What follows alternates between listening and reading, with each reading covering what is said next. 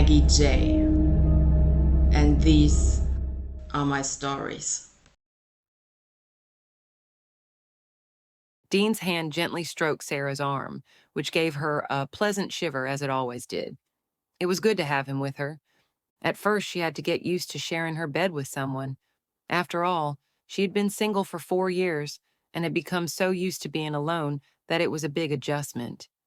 But it got better with time, and now she couldn't sleep well unless Dean was lying next to her, and she could hear his quiet breathing. She had just woken up from a light doze and needed a moment to get her bearings. She was in her bedroom, and her boyfriend was lying next to her. Darkness enveloped her, but as so often before, she didn't feel that all too familiar unease, that oppressive feeling of being in the dark.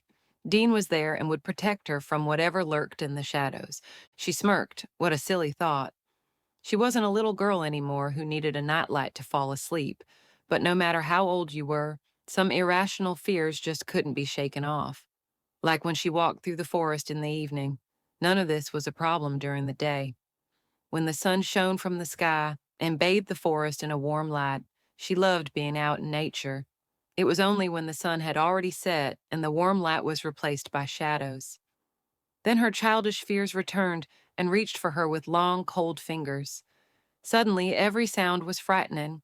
The sounds of the forest, which were still so cozy during the day, filled you with unease, and you began to wonder whether it was just a small animal roaming through the undergrowth or something much bigger and more dangerous. When she arrived home and closed the door behind her, this fear seemed ridiculous and silly. Of course, it was just a mouse rustling through the leaves on the ground, and not a monster with fangs waiting to eat her.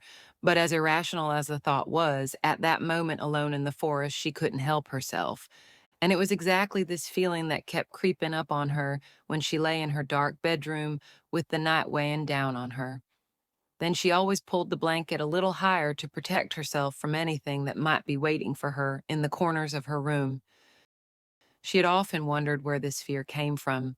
Was it because of the ghost and horror stories her big brother had always told her to scare her? The stories of monsters in the cupboard and gnomes under bridges? Maybe that's where it came from. But she was no longer a small child. She was 28 years old now and should know better.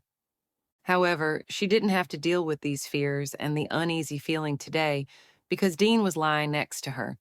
She was dozing lightly in the world between wakefulness and trance, a beautiful state. It feels like cotton candy in your head. Soft, fluffy, sweet. She was just about to give in to the gentle pull into the dream world when a voice suddenly spoke to her. She opened her eyes but saw nothing but black. She felt freezing cold and tensed up. Meanwhile, the hand didn't stop stroking her.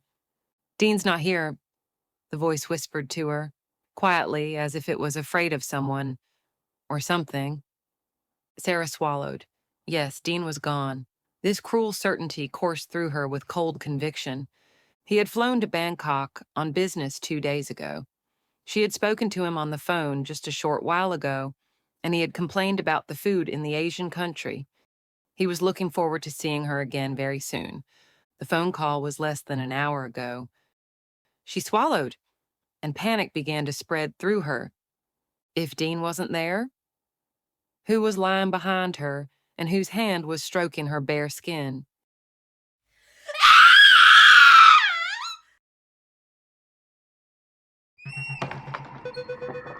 If you like what you heard, subscribe to my channel for a new story every week.